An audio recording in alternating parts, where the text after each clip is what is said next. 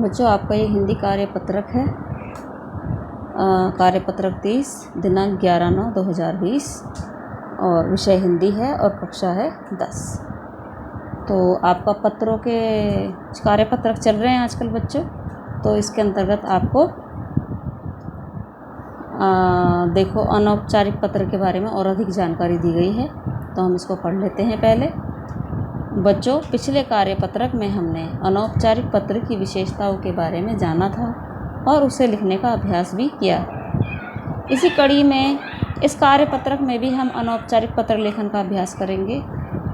अच्छा, अनौपचारिक पत्रों के प्रकार बताए हुए हैं बच्चों। ये बधाई पत्र नंबर 1, नंबर 2 शुभकामना पत्र, है ना। हम किसी को बधाई भी देते हैं अनौपचारिक रूप से, शुभकामना भी देते हैं। तीसरा निमंत्रण पत्र, चौथा विशेष अवसरों पर लिखे गए पत्र, पांचवा सांत्वना पत्र और छठा किसी प्रकार की जानकारी देने के लिए पत्र, सातवां कोई सलाह आदि देने के लिए पत्र। तो अनौपचारिक पत्र लिखते समय कुछ बातें ध्यान रखनी चाहिए, जैसे कि नंबर 1 भाषा सरल व स्पष्ट होनी चाहिए। नंबर 2 पत्र लेखक व पत्र पाने वाले की आयु, योग्यता, पद आदि का ध्यान रखना चाहिए। तीसरा, पत्र में लिखी गई बात संक्षिप्त होनी चाहिए, यानी छोटी होनी चाहिए। चौथा, पत्र का आरंभ व अंत प्रभावशाली होना चाहिए।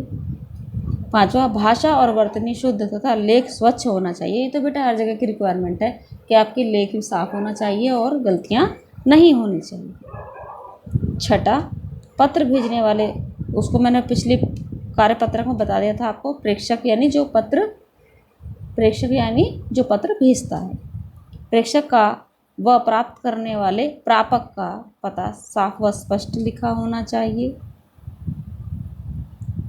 कक्षा, परीक्षा भवन से पत्र लिखते समय अपने नाम के स्थान पर क, ख, ग तथा पते के स्थान पर परीक्षा भवन लिखना चाहिए। बच्चों, मैंने आपको ये पहले वीडियो में बता दिया था कि अगर आप एग्ज़ाम में लेटर लिख रहे हैं तो आपने अपना नाम और एड्रेस नहीं लिखना। आठवां, अपना पता और दिनांक लिखने के बाद एक पंक्ति छोड़कर आगे लिखना चाहिए। नौवां, पत्र में काट छांट नहीं होनी चाहिए। तो अब आपको अभ्यास के लिए एक पत्र दिया हुआ है। 1 साल पहले आपने अपने पसंदीदा पुस्तक को अपने मित्र को दिया था, ठीक है। दुर्भाग्य से आपका दोस्त इसे वापस करना भूल गया। पुस्तक का आपके लिए बहुत महत्व है क्योंकि यह आपकी दादी द्वारा उपहार स्वरूप दी गई थी। मतलब कोई बुक ऐसी है जो आपको सिचुएशन दी गई है बच्चों। अपने दोस्त को उस पुस्तक को वापस करने के लिए एक पत्र लिखें।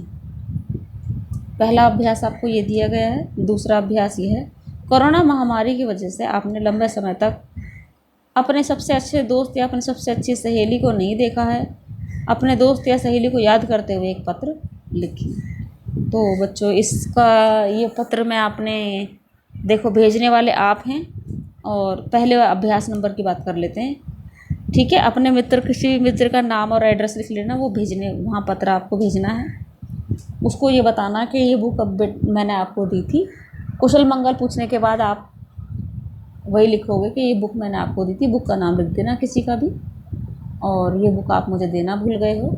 मुझे ये बुक चाहिए क्योंकि ये मुझे बहुत महत्वपूर्ण है। ये मुझे मेरी दादी ने गिफ्ट उपहार स्वरूप दी थी।